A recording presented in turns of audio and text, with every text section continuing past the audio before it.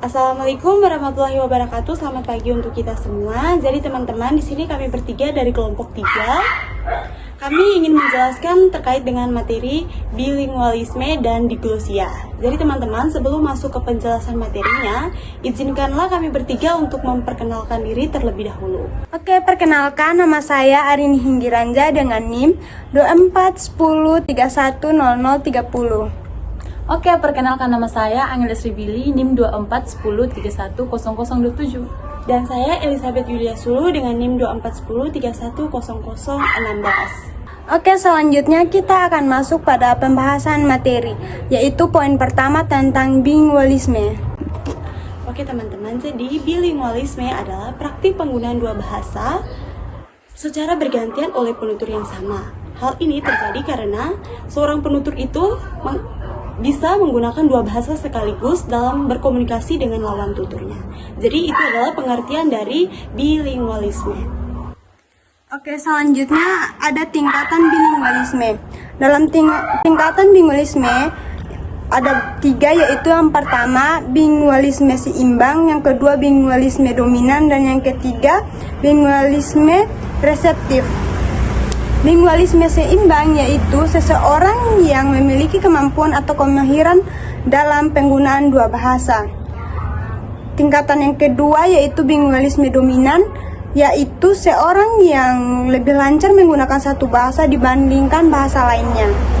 Terus yang ketiga, bilingualisme reseptif, yaitu adalah seseorang yang mengerti dua bahasa tetapi tidak lancar berbicara atau menulis dalam bahasa tersebut. Oke, baik teman-teman, kita masuk dalam contoh bilingualisme.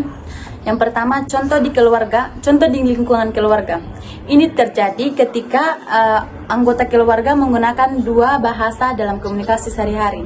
Contoh, seorang anak memiliki ayah orang Amerika dan ibu orang Indonesia.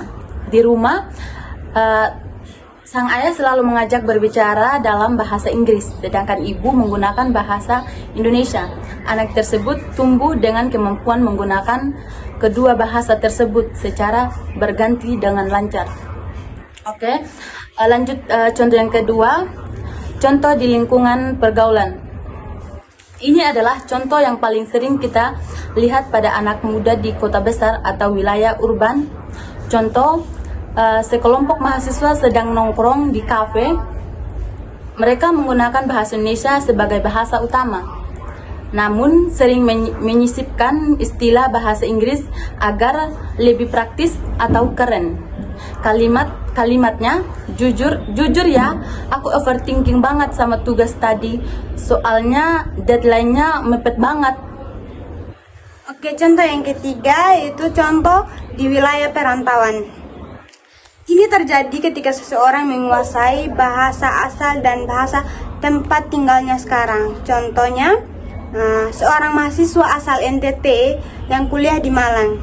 Di kampus ia sangat lancar dan dominan menggunakan bahasa Indonesia. Namun ketika ia menerima telepon dari ibunya di kampung, ia langsung otomatis beralih menggunakan bahasa NTT. Nah teman-teman, jadi contoh yang keempat atau contoh yang terakhir yaitu contoh bilingualisme di lingkungan kerja atau sekolah. Nah, dalam contoh ini terjadi itu karena tuntutan profesi atau pendidikan. Contohnya itu, seorang pemandu wisata di Bali saat berbicara dengan rekan kerjanya, ia menggunakan bahasa Bali atau bahasa Indonesia. Nah, namun begitu ia menyapa turis, ia langsung beralih menggunakan bahasa Inggris atau bahasa Jepang. Oke, selanjutnya kami akan membahas poin kedua yaitu tentang diglosia. Teman-teman, kita masuk ke pengertian diglosia terlebih dahulu. Pengertian diglosia itu sendiri adalah situasi kebahasaan di mana dua variasi bahasa digunakan secara berdampingan dalam suatu masyarakat dengan fungsi yang jelas dan terbagi. Tetapi kita dapat melihat dalam konteks yang berbeda. Kita bisa menyesuaikan dengan konteks formal maupun informal. Oke, selanjutnya dalam situasi diglosia, masyarakat biasanya membedakan penggunaan bahasa menjadi dua ragam utama, yaitu ada versi tinggi dan versi rendah. Yang pertama, versi tinggi, ini adalah bahasa yang dianggap keren, berwibawa dan formal. Dan contoh penggunaannya itu pada pidato resmi, berita di televisi, khotbah di tempat ibadah, di buku pelajaran, dan surat resmi pemerintah. Oke, yang terakhir teman-teman, ini variasi rendahnya. Ini adalah bahasa santai yang digunakan dalam kehidupan sehari-hari. Contoh penggunaannya mengobrol dengan keluarga di rumah, belanja di pasar, atau bercanda dengan teman-teman.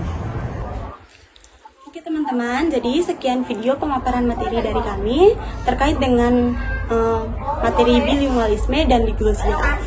Semoga dengan video pemaparan materi ini teman-teman bisa memahami terkait dengan materi yang kami sampaikan dan bisa mengimplementasinya di kehidupan sehari-hari. Mungkin itu saja yang dapat kami sampaikan. Kurang dan lebihnya kami bertiga mohon maaf. Assalamualaikum warahmatullahi wabarakatuh. Bye-bye. See you!